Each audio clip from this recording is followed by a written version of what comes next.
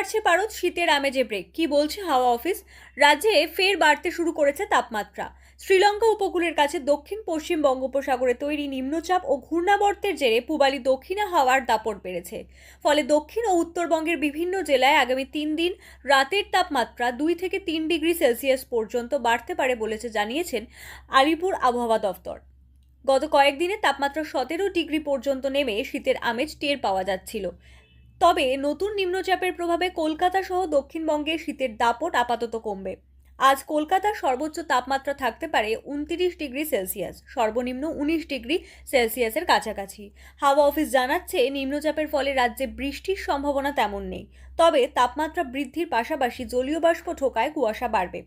বিশেষ করে ভোর ও সকালের দিকে জেলার বহু জায়গায় ঘন কুয়াশার দৃশ্যমানতা কমতে পারে। উত্তরবঙ্গেও সকালবেলায় কুয়াশার দাপট বজায় থাকবে।